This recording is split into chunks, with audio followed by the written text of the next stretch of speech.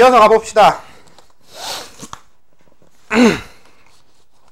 이제 다음에 이제 pH 거기서부터 출발하는 거죠. 방금 전에 마지막으로 짚고 한 게 용액의 액성에 대한 얘기니까. 사실 용액의 액성 너무 당연한 얘기였잖아. 산성이나 염기성이나 중성 등의 상태를 말하는 표현이다 라는 게 너무 당연한 표현일 수는 있는데, 그냥 간혹 가다가 액성이란 말 자체가 뭔지 모르는 분들 때문에 넣어놓은 겁니다.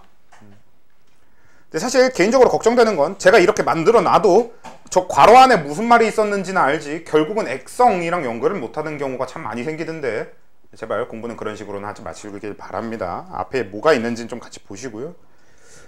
그래서 그 다음에 pH, 용액의 액성을 수치화해서 표현하는 척도로 일반적으로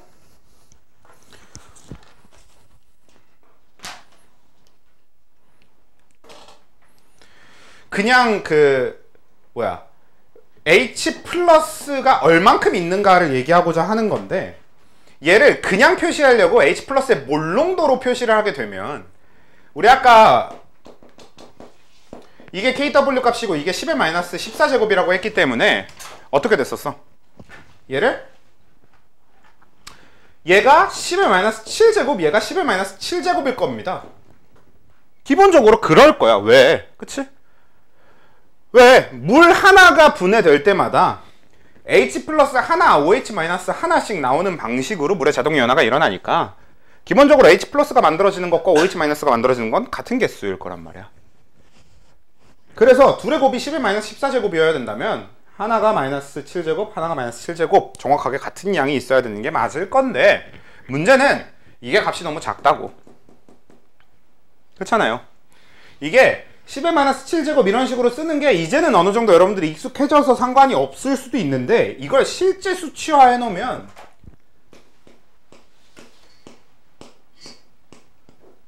이거든요. 그러니까 너무 작잖아. 그래서 이걸로 표현을 하면 그래프를 그리든 뭘 하든 너무 형태가 이상해지고 별로 안 좋아요. 쓰기도 어렵고. 그래서 여기서 일반적으로 H3O 플러스의 몰농도의 수치가 너무 작아서, 그래서 이제 뭘 통해서 표현하냐면 로그를 통해서 표현하는 거죠. 마이너스 로그. 그렇죠? 그래서 마이너스 로그 H3O 플러스의 몰농도, 이게 이제 pH가 되는 거죠. 그래서 25도씨 중성 상태의 물의 pH는 7이죠.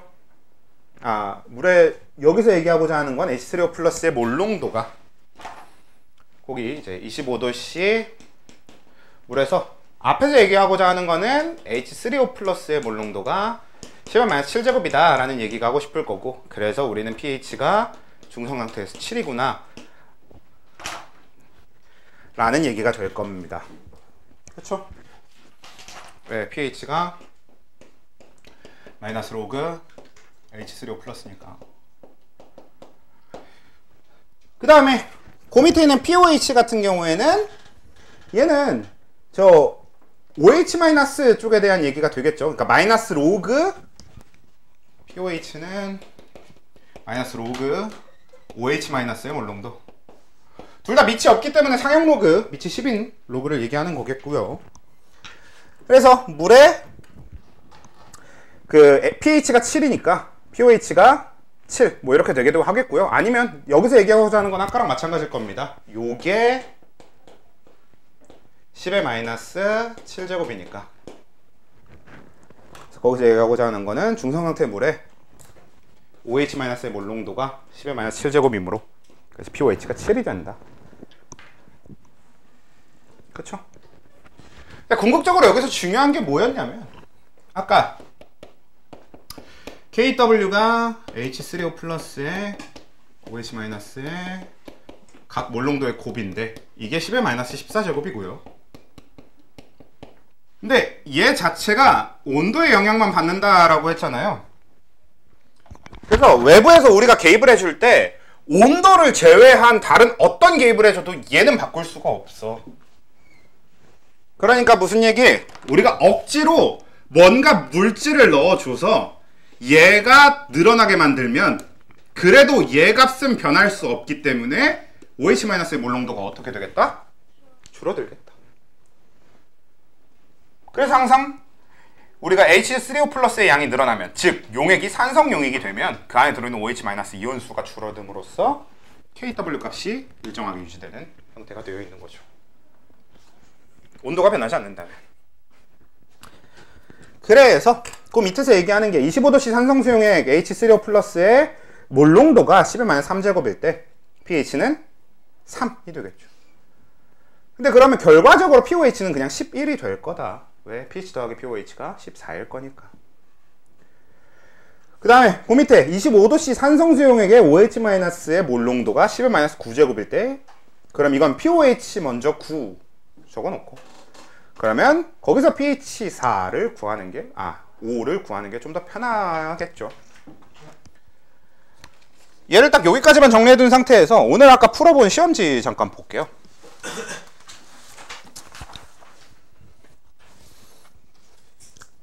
그래서 거기 시험지가 이미 지난주, 지지난주에 꼬박꼬박 오셨던 분들은 잘 했을 겁니다. 근데 이제 거의 이제 앞으로 요거에 대해서 우리가 수업 시간에 같이 정리할 일은 아예 없을 테니까 마지막으로 정리하는 느낌으로 한번 쭉 쓱 빠르게 훑고 가보면, H3O 플러스의 몰농도가 10-3제곱인 수용액의 pH. 자, 그러니까 첫 번째 문제는 정말 간단하죠. 그냥 얘가 10-3제곱인 거니까 pH가 그냥 3인 게 첫 번째 문제고요. 두 번째 문제는 H3O 플러스의 몰농도가 10-4제곱이기 때문에, 이렇게 줬기 때문에, 그러면 얘도 되게 간단합니다.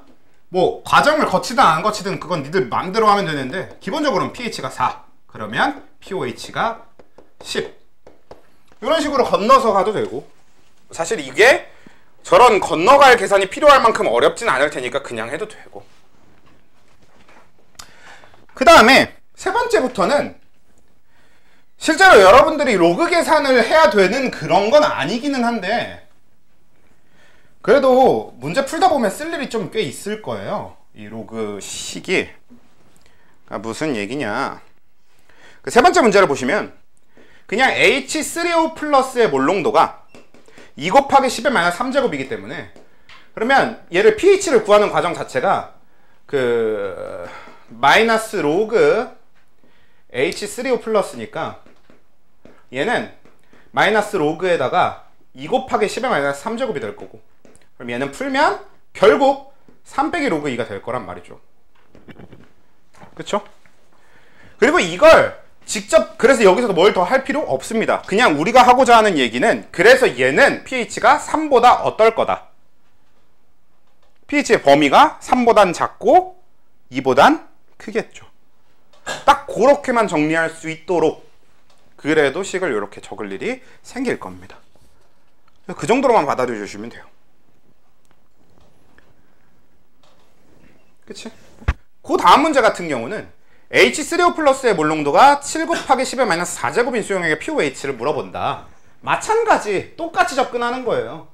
H3O 플러스의 몰농도가 7 곱하기 10-4제곱이기 때문에 이대로 두고, 그러면 pH를 구하는 식은 마이너스 로그 7 곱하기 10-4제곱일 테니까, 그럼 얘는 4 빼기 로그 7이 될 겁니다. 그래서 이 과정을 통해 pH를 구해놨어. 다만 문제가 물어보는 건 pH가 아니라 pOH네. 그럼 여기서 가공 한 번만 해주면 되죠. 어떻게? 방금 구한 얘를 14에서 빼면 되잖아. 이렇게. 됐지? 그래서 네 번째 문제의 답은 이런 식이 됐어야 되겠다 라는 겁니다. 이것도 마찬가지야. 얘가 그래서 어느 정도 범위일 거다? 10에서 11 사이 값일 거다. 딱 그렇게 쓰는데 필요한 식의 정도입니다. 어차피 로그 7이 1보다 작다. 그러니까 로그 어쩌고로 적게 되는, 우리가 이 문제를 풀면서 로그 어쩌고 적게 되는 애들은 대부분 1보다 작은 값일 거거든요. 그렇죠? 로그 10이 1이니까. 네, 그래서 그렇게 되겠고요. 그래서 네 번째 문제는 그렇게 해결이 되는 거야. 근데 다섯 번째부터가 실제로 지난주까지도 여러분들 풀 때 되게 많이들 틀렸던 포인트였던 걸로 기억하는데, 뭐 이번 주에야 지난주에 했었던 분들은 안 틀렸을 거라고 생각하는데요. 자, 0.1몰 농도의 HCl 수용액의 pH라고 합니다. 자, 일단 답부터 얘기하면 100ml죠.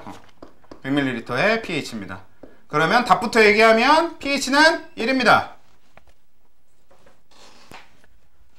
자, 이게 왜 pH가 1이냐면, 자, 이거를 pH가 1이 안 나온 분들은 대부분 어떤 과정을 거치고 있었을 거냐면, 몰농도가 0.1몰 농도고요.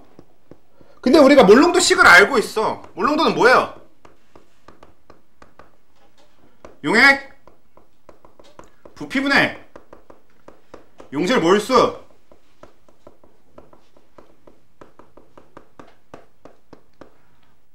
란 말이야. 그렇지? 그래서 몰농도라는 식 자체가 용액의 부피, 리터, 분의 용질의 몰수라는 식을 가지고 있기 때문에 이 식을 우리가 알고 있고 문제가 하필이면 부피를 줘버렸단 말이야. 그러면 부피가 100ml면 리터로 바꾸면 0.1리터가 될 거고 이걸 통해서 용질 몰수를 구하거나 하는 과정을 거친 다음에 pH를 구하는 경우가 상당히 많을 겁니다만 문제는 이 과정을 통해서 구한 얘는 몰수입니다. 근데 우리가 pH 구할 때 쓰는 건 몰농도예요. 한마디로 지금 이 식을 이용한 변환 과정 자체가 필요 없고 그냥 얘로 구하면 된다는 얘기입니다. 왜? 어차피 HCl 이온화시켜서 물에 녹여서 이온화시키면 H 플러스 Cl 마이너스 똑같이 하나하나씩 만들어질 테니까 얘의 몰농도도 0.1몰 농도, 얘의 몰농도도 0.1몰 농도예요. 부피를 이용한 몰수 계산 자체가 필요가 없다고. 한마디로 지금 이 문제에서만큼은 거기 적혀있는 수용액의 부피 자체가 뭐야? 페이크예요. 그러면 선생님이 진짜 개쓰잘데기 없이 그냥 니네들 틀리라고 페이크를 넣는 거냐? 아니에요. 실제로 여러분들은 이제 너네가 시험 문제에서 이렇게 된 걸 풀 거예요? 아니잖아. 그럼 너희들이 문제에서 풀 때는 문제가 이것저것 물어보려고 할 겁니다. 그 물어보는 것들 중에 어떤 건 H 플러스나 Cl 마이너스의 몰수를 이용해야 되는 것들도 있을 거고요. 어떤 건 그냥 몰농도를 이용하는 것들도 있을 거고, 대표적으로 pH나 pOH 같은 거.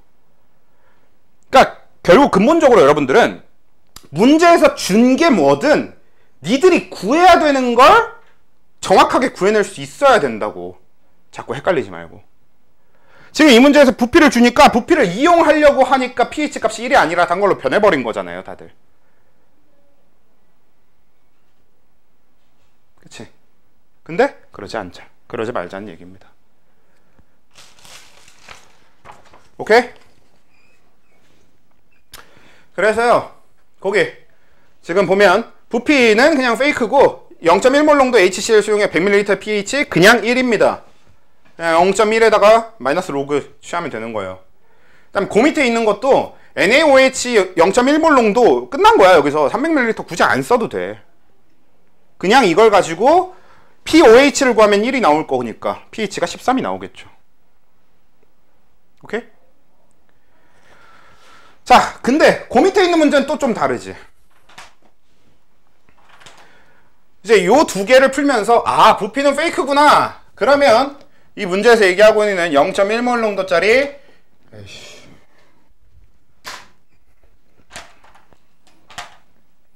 0.1몰 농도짜리 H2CO3 수용액 100ml에 pH 할 때 100ml는 이제 안 낚여. 그래, 좋아요. 근데 이거면 그냥 pH 똑같이 1이네 해버릴 수 있는데 안 되죠. 이번엔 pH가 왜 1이 아니냐면 H2CO3의 몰농도가 0.1몰 농도면 이때 H3O 플러스의 몰농도는 몇이 될 거니까 0.2몰 농도가 될 것이기 때문이지. 왜? H2CO3 하나당 H 플러스가 2개씩 들어있잖아요.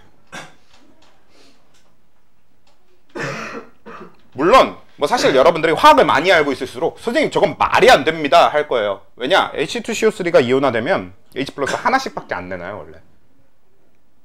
이건 사실 여러분들이 알아서 좋을 게 없습니다. 오히려 모르는 게 덜 헷갈릴 텐데 그냥 간단하게 얘기해주면 원래는 우리 H2CO3는 이온화가 완벽하게 되기가 굉장히 어려운 물질이라서 이게 더 흔해요. 이 상태로 존재하는 게 더 흔한데 어차피 화원은 이런 거에 관심 없고요. 화원에 그래서 대부분의 문제들은 다 뭐라고 보냐면 넣어준 모든 것들은 이온화 될 수 있는 만큼 다 이온화 됐다고 얘기합니다. 그냥 최대로 이온화 된 상태를 항상 상정하기 때문에 그냥 다 이온화되면 H 플러스 2개씩 만들어진단 말이야, 얘가. 그럼 얘 하나당 2개씩 만들어지기 때문에 H3O 플러스의 몰롱도는 2배가 될 거고, 이 상태에서 pH를 구해야 되기 때문에, 아이고, 100의 로그 2가 되겠죠.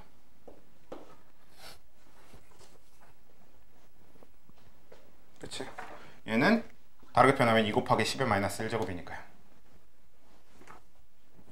저 상태에서 로그를 취해줘야지, 마이너스 로그를. 그치? 그래서 그 다음 문제도 마찬가지입니다. 0.1몰 농도짜리 H2CO3의 수용액 400ml. 400ml는 페이크 날려. 그러니까 0.02몰 농도 여기서 출발해야 되는 거고. 그러면 이 문제에서의 pH는 2 빼기 로그 2가 나왔었을 테니까. 근데 이 문제는 또 pOH를 물어보고 있으니까 12 더하기 로그 2가 답이 되겠네요. 이런 과정을 거쳐야 된다고. 그리고 그 밑에 두 개는 이제 더 이상의 낚시도 없습니다. 그냥 똑같이 풀어주면 돼. MgOH2니까 이번에 OH-가 2배 만들어져서 OH-의 몰 농도가 0.4. 그 밑에 문제도 0.4. 오케이? 그래서 뭐 답이야 뭐 위에 거는 아래 게 답이 좀 더 편하죠. 아래 게 0.4니까 뭐냐? 1 빼기 로그 4가 되겠네요. 맞지? 그럼 그 위에 거는 13 더하기 로그 4가 되겠네요. 그런 느낌이 되겠죠. 그리고 이제 그 밑에 거는 원래는 뒤에 열과 관련된 이야기가 나와야 하는 건데 이미 우리가 아까 잠깐 얘기를 했으니까 그냥 해놓고 가자. 그 바로 아래 뭐야? 철이 흡열 반응을 했다면 철의 온도는 뭡니까? 철이 흡열을 했어. 그럼 철의 온도는 안 변한다고. 철의 온도가 변하는 게 아니에요. 주위의 온도가 변하는 거지. 그래서 철이 흡열 반응을 했다면 이라고 하는 두 개의 전제에서 철의 온도는 변함이 없는 거고 철의 온도가 변하는 게 아니라 그 밑에 주위의 온도가 떨어진다를 기준으로 두셔야 됩니다. 물론 우리가 일시적으로 철이 뜨거워졌다라고 느끼게 되는 그런 것도 있긴 있는데 원래는 일상에선 그래서 그쪽으로 얘기하는 게 더 편할 거예요. 흡열하면 뜨거워진다. 이게 일상에서는 어느 정도 가능한 표현이에요. 근데 화학에선 일부러 외면합니다. 특히나 화학원에선. 그런 디테일한 얘기까지 할 여유는 없기 때문에. 그래서 사실 엄연히 얘기하면 가장 과학적으로 맞는 말은 철이 흡열 반응을 했다면 철의 온도는 떨어지고 주위 온도도 떨어집니다. 근데 다 무시하고 그냥 우리는 일단 지금은 철의 온도 변함없음, 주위 온도 떨어짐 이렇게 정리해두고 갑시다. 그 다음 것도 항상 발열림 반응인 얘를 두 가지 적으시오. 이거 니들이 다 알 거라서 한번 시켜보는 거예요. 여러분들이 이제 다 알 거거든. 무조건 알만한 애들이야. 항상 발열 반응인 얘 딱 두 가지만 기억해 주시면 좋거든요. 하나는 아까 이미 얘기했어. 뭐였어?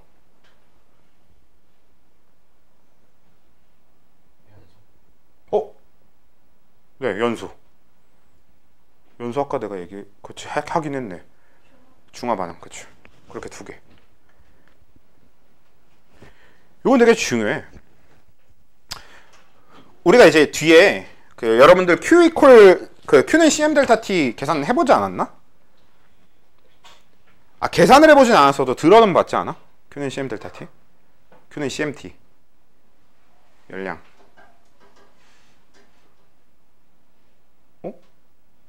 통합과학에 나오는 거 아니야? 통과가 아닌가? 중학과학인가? 몰라. 아무튼 그러니까 Q는 CMT라는 과거를 통해서 우리가 이제 뭐 이것저것 이 열량에 대한 계산도 하고 하게 될 거긴 한데 실제로 우리는 이 반응이 흡열일지 발열일지를 화원 단계에서는 예측을 통해서 아는 게 아니라 뭐든지 다 실험을 통해서 알도록 되어 있어요. 근데 우리가 굳이 실험을 해보지 않아도 무조건 발열 반응이라는 걸 알게 되는 애들은 조건이 뭐냐? 연소 반응이거나 중화 반응이라는 걸 확인할 수 있으면 실험을 해보지 않고도 흡열을 한 걸 알 수 있잖아. 왜냐면 우리가 실제로 실험이라는 걸 하게 되면 어떻게 돼요? 재료가 사라지잖아요. 그러니까 재료가 사라지지 않고도 이 반응이 흡열이라는 걸, 발열이라는 걸 확인할 수 있는 가장 대표적인 예 두 가지 기억해두면 좋다는 얘기죠. 그래서 그 밑에 반응식이 연소 반응인지 알아볼 수 있는 방법은에 대해서 이걸 자꾸 발열을 얘기를 먼저 하는데, 이미 발열을 하려면 연소를 시켜봐야 발열인 걸 알 수 있어요, 원래는. 그래서 지금 마지막에 반응식이 연소 반응인지 알아볼 수 있는 방법은 발열, 이걸 물어보자는 게 아닙니다. 그럼 여러분들은 화학 반응식을 보고 연소 반응인지 알아내는 방법이 뭐가 있을 거라고 생각하십니까? 그치? 반응물이 어떤 특정 물질과 O2가 반응하면 연소 반응이라고 받아들일 수 있겠죠. 아, 선생님, 연소가 아니라 그냥 산화일 수도 있잖아요. 어차피 그래도 발열일 겁니다. 연소랑 반응식은 동일하기 때문에. 그래서 반응식이 연소 반응인지 알아볼 수 있는 방법은 이것도 지금 그래도 정리하는 김에 같이 정리를 해주자면 O2와 반응한다 라는 거. 그러니까 어떤 물질과 산소가 반응하면 O2가 반응한다면 그 어떠한 경우에도 항상 발열일 겁니다 라는 얘기예요. 자, 됐으면 이제 아까 보던 프린트로 다시 돌아갈 거고요.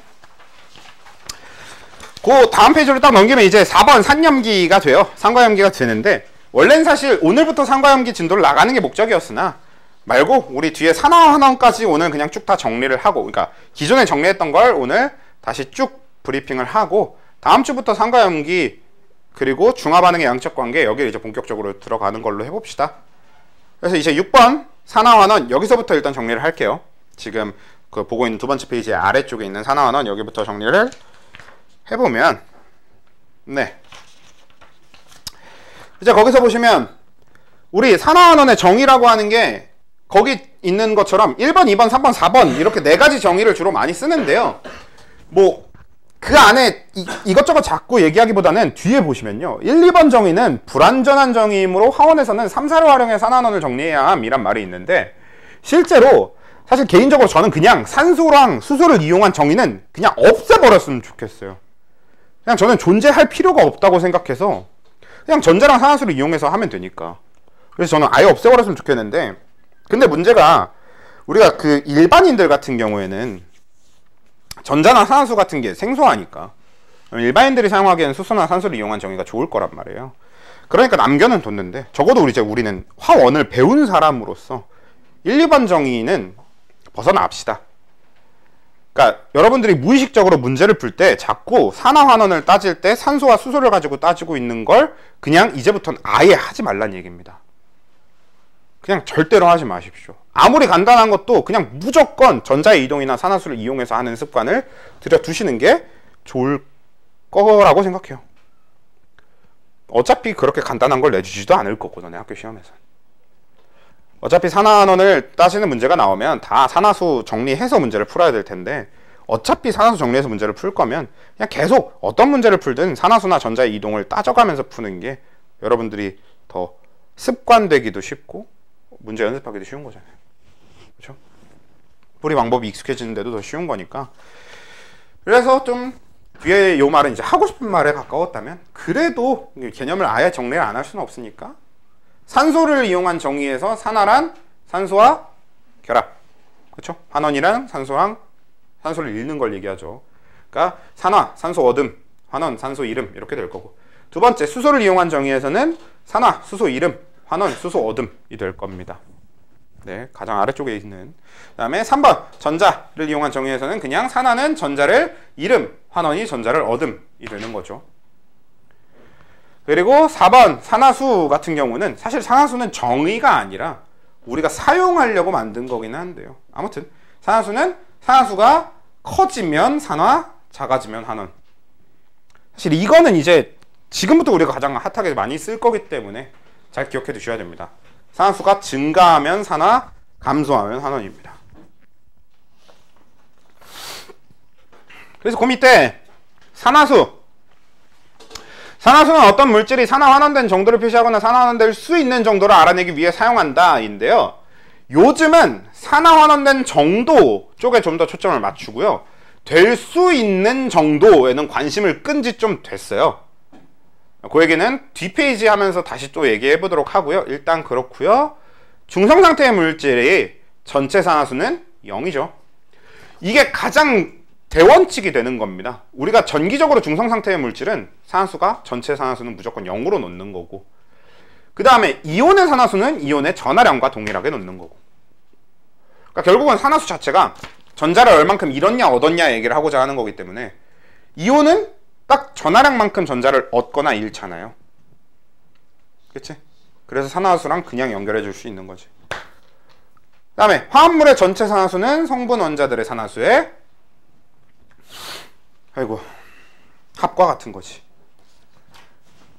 이거는 이제 우리가 뒤에서 많이 얘기하겠지만, 그러니까 대표적으로 예를 들어보면, 그러니까 H2O는 중성 상태의 입자, 중성 상태의 물질이기 때문에 전체 산화수가 0이 될 텐데, 그러면 이 성분 원소인, 성분 원자들인 수소와 산소의 각각의 산화수를 다 찾고 그걸 다 더했을 때 0이 되면 된다. 실제로 이제 얘는 마이너스 2, 얘는 플러스 1의 산화수를 갖는단 말이에요.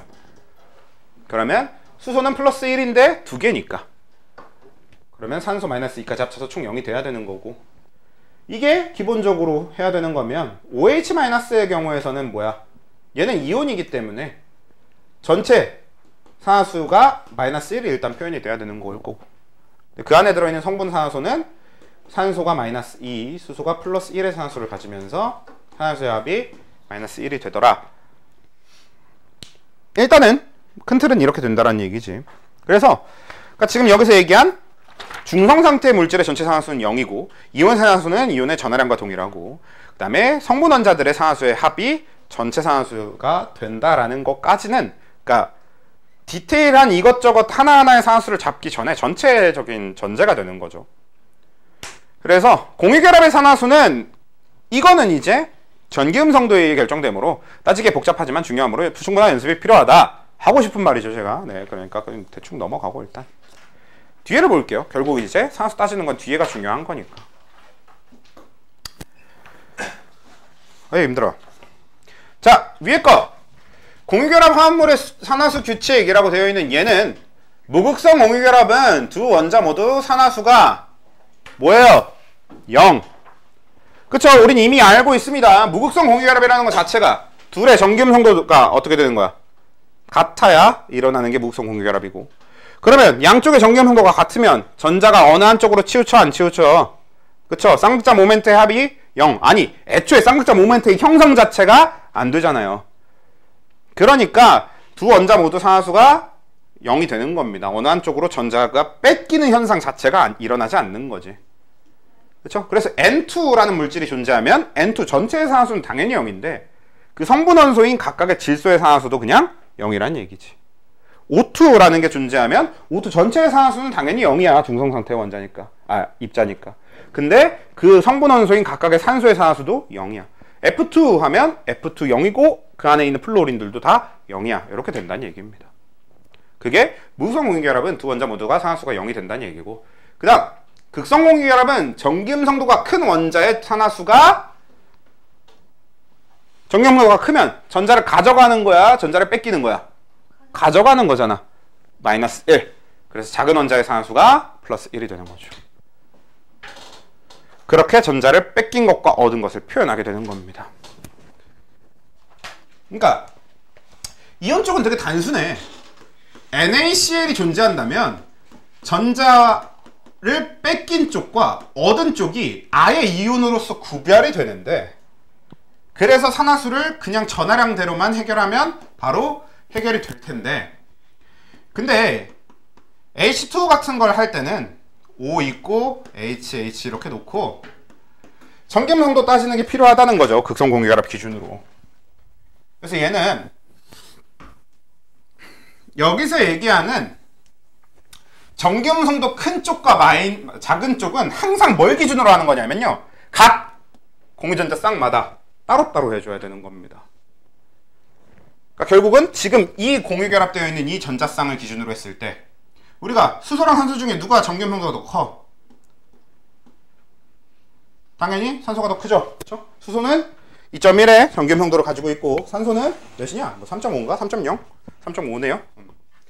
그 정도를 가지고 있으니까, 그러면 얘는 이쪽의 전기음성도가 더 크니까 여기서 얘 마이너스 1, 이 플러스 1 이렇게 될 거란 얘기인 거지. 지금 하고자 하는 얘기가 그거인 거고, 그래서 얘 전체적인 산화수를 따지게 될 땐 그럼 이쪽에서도 얘가 얘보다 전기밀도가 작고 얘가 더 크니까 여기 마이너스 1, 여기 플러스 1이 되면 수소는 최종적으로 전자를 하나 뺏긴, 이쪽 수소도 최종적으로 전자를 하나 뺏긴 상태가 되는 거고, 산소는 전자를 2개 얻어온 상태가 되는 거니까 마이너스 2의 산화수를 갖게 되는 거고, 이런 식의 표현이라는 겁니다.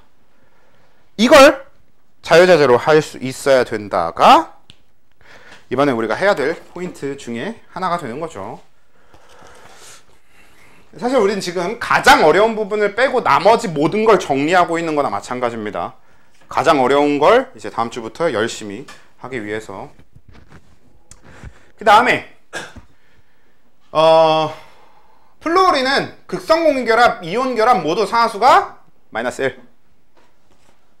그러니까 사실 되게 단순한 얘기죠. 과연 그 누가 플루오린한테 전자를 뺏어갈 수 있느냐의 질문입니다.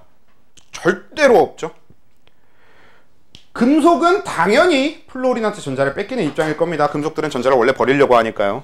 근데 비금속들 중에서도 그 누구도 플루오린한테 전자를 뺏어갈 수 없죠. 전기음 성도가 플루오린이 제일 크니까. 그래서 플루오린은 일반적으로 그냥 다 마이너스 1로 놓고 하면 됩니다. 산화수를. 단 플루오린의 산화수가 마이너스 1이 아닌 딱 거의 유일한 경우 뭐예요?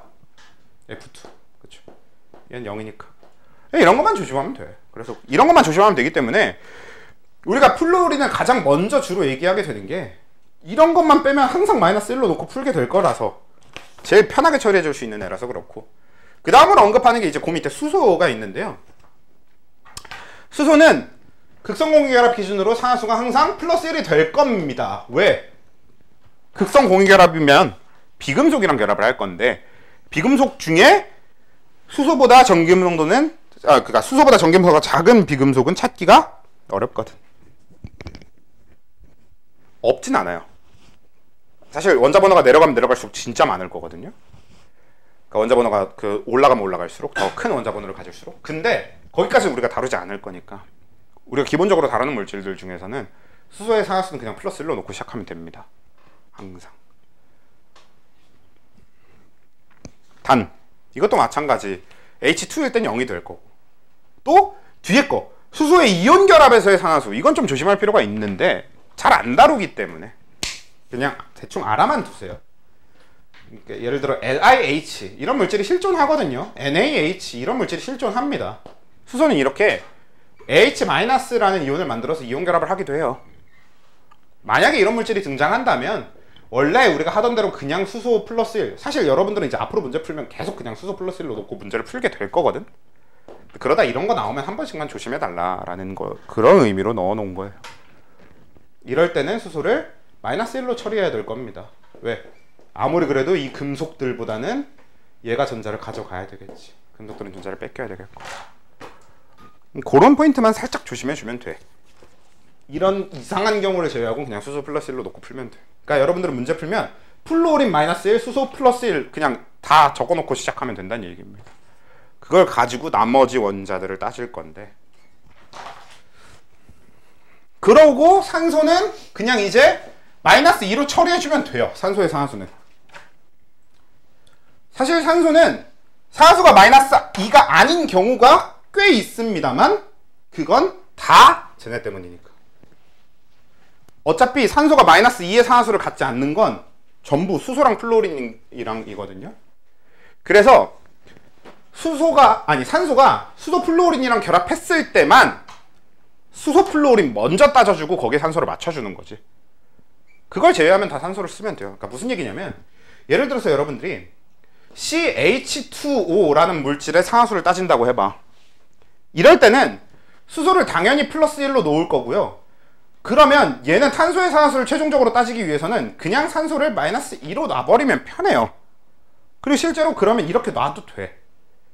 그러면 수소가 플러스 1씩 2개, 산소가 마이너스 2이기 때문에 탄소의 산화수를 우린 0으로 둘 수 있거든요. 전체 합이 0이어야 되니까. 이렇게 구해질 거란 얘기입니다.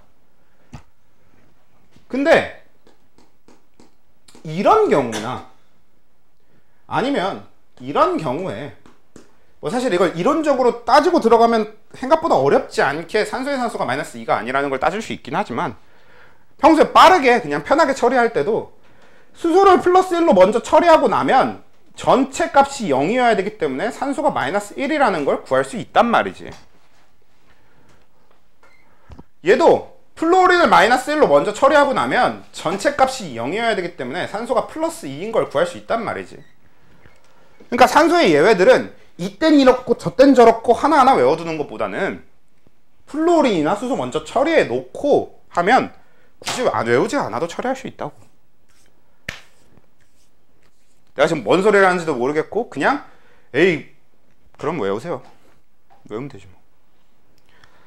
항상 저번에도 얘기했지만 제가 개인적으로 외우는 걸 싫어하기 때문에 뭐 사람들은 되게 특이하다고도 많이 얘기를 해. 외우는 걸 싫어하는 생명과학을 어떻게 했냐라고들 하는데 저는 생명과학을 외워본 적이 없습니다.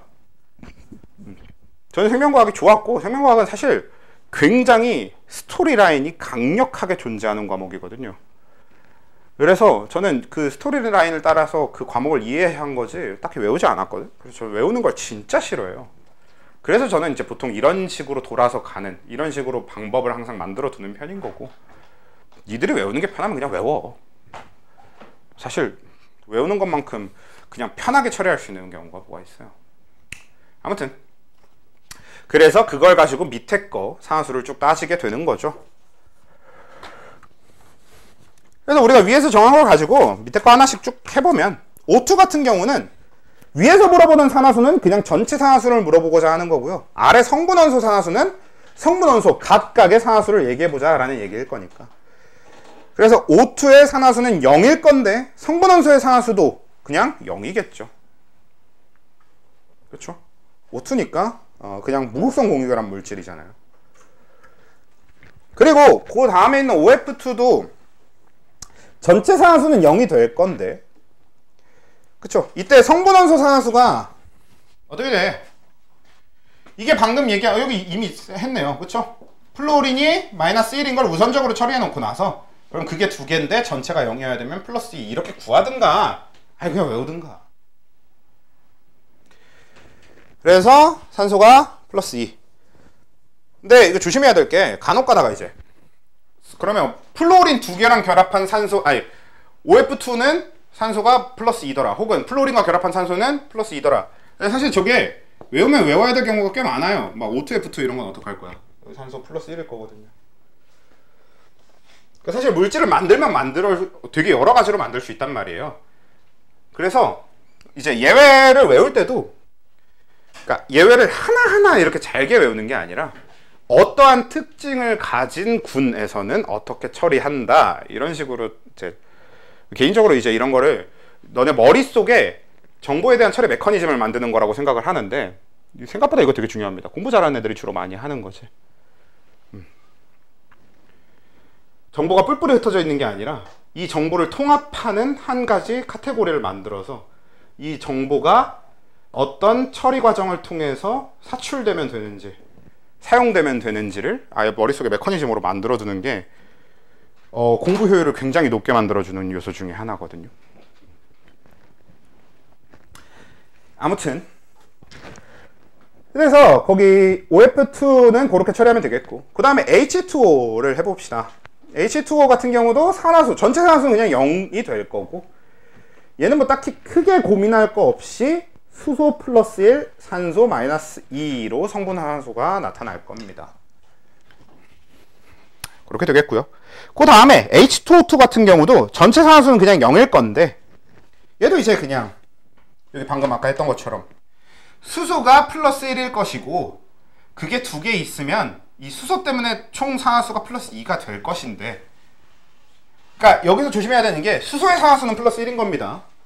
그래서 두 개라서 플러스 2만큼이 될 거야. 간혹 가다가 그냥 수소의 산화수를 플러스 2라고 적으시는 분들이 계시는데 문제 풀 때 그렇게 적는 건 상관없는데 서술형에 그렇게 적으면 틀리는 거죠. 그래서 요렇게 처리해 둬야 되고 그러면 얘가 총 플러스 2인데 전체가 0이어야 되니까 산소의 총량도 마이너스 2 산소의 산화수 총량도 마이너스 2가 될 겁니다. 그럼 산소 하나당 마이너스 1이겠네. 이렇게 처리를 해주게 될 거란 얘기.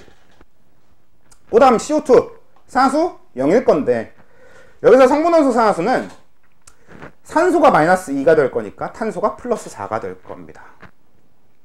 여기서 조심해야 되는 건 또 제가 이 문제는 CO2는 왜 굳이 넣어놨느냐면 CO2 같은 경우에는 무극성 분자잖아요.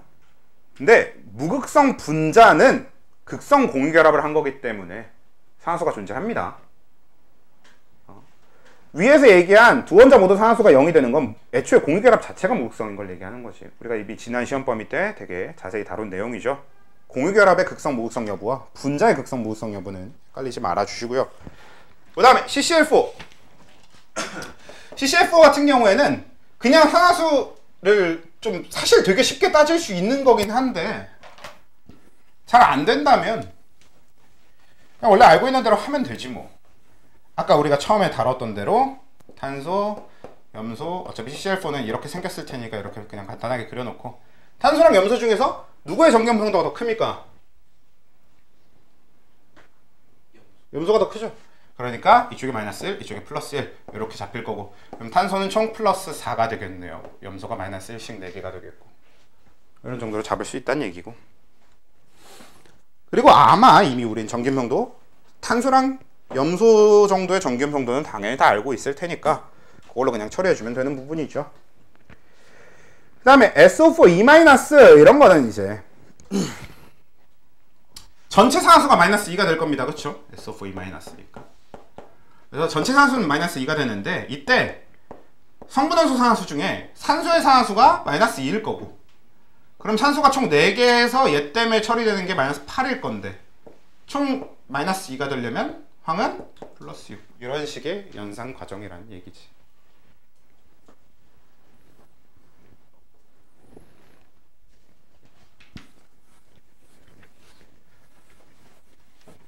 사실 이제 이걸 연습 문제처럼 넣어놨었던 거긴 한데 뭐 그렇게 어렵지는 않으니까. 그리고 지난번 중간고사 보기 전에 이미 했었던 거라서 니들이 결국에 얼마나 까먹었냐의 문제지 했었던 거니까 그냥 정리해드리는 거고요. 마지막 CH3COOH 같은 경우에는 산화수는 일단 0이 됐는데 여기서 주의해야 될 게 CH3COOH를 산화수, 성분원소 산화수를 처리하는 방식은 두 가지가 있습니다. 첫 번째로는 이걸 이렇게 뭉쳐버려.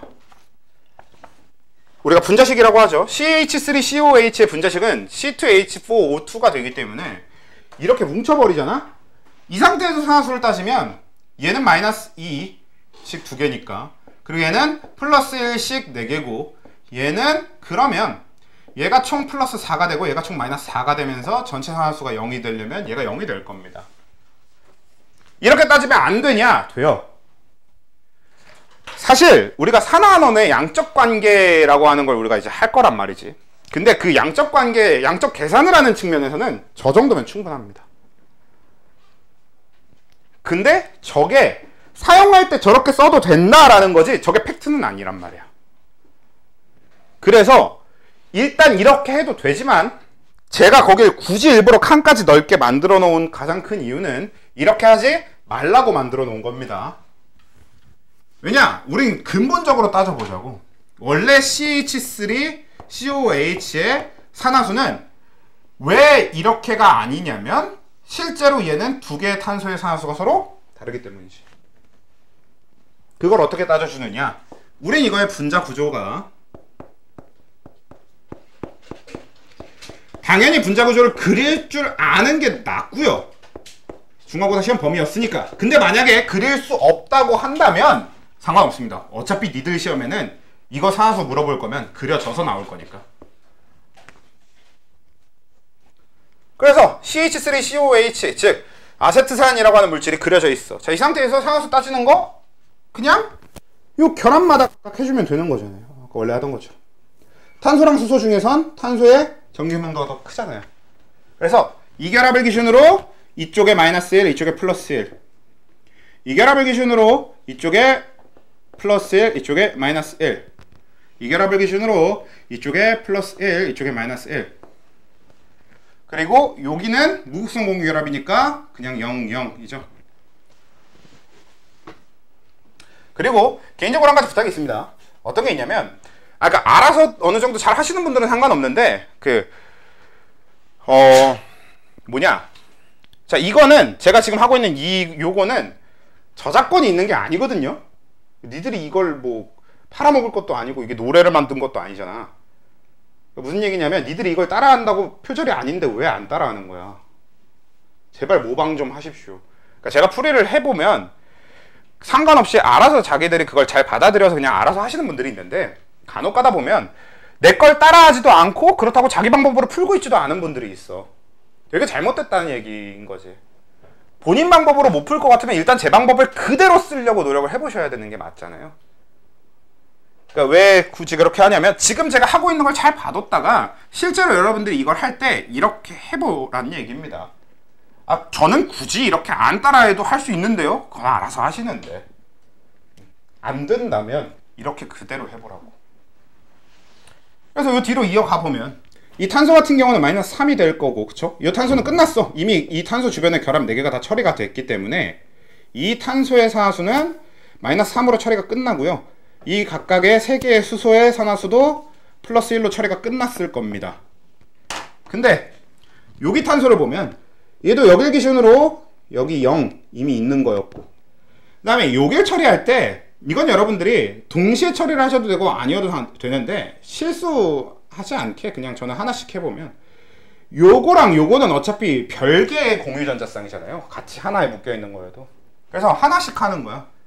요 공유전자쌍에 대해서 산소가 마이너스 1에 그리고 탄소가 플러스 1 이렇게 될 겁니다. 얘가 전기능가가 크니까.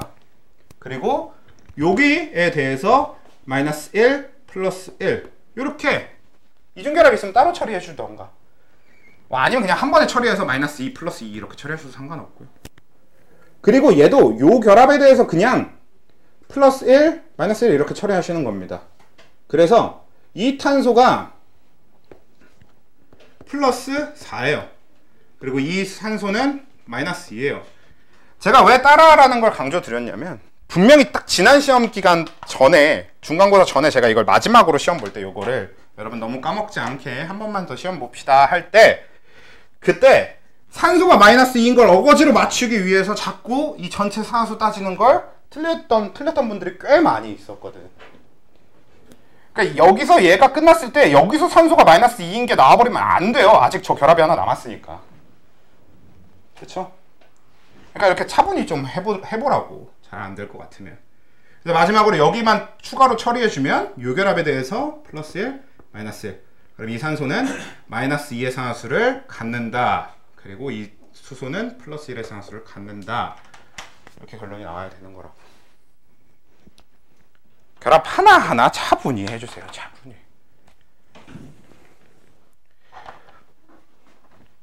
실제로 여러분들이 이제 분자 구조를 그려놓고 여러분들한테 산수를 따지라고 하는 맥시멈 문제가 보통 얘가 끝입니다. 요 아세트산이 끝이에요.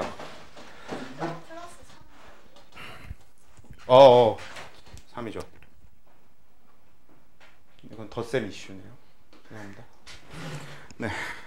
그래서 우리가 어차피 너네 시험 문제에서도 CH3보다 CH3COH 아세트산보다 복잡한 유기화합물을 주면서 그걸 그 산화수를 따져보라는 문제가 나오지는 않을 거예요. 일반적으로. 근데 뭐가 나오든 할 수는 있어야지. 사실 방법은 다 동일하니까. 그렇죠? 됐고, 딱 여기까지가 우리가 지난번에 정리했던 내용 전체를 다시 한번 쭉 훑은 거고, 그러니까 오늘 수업도 딱 여기까지 하면 되겠네요. 그렇죠? 그래서 오늘 우리가 정리한 전반적으로 다음 주에 당연히 시험을 볼 겁니다. 그리고 쪽지 시험을 본 뒤에 이제 산염기를 맛있게 먹읍시다. 그렇게 되겠고,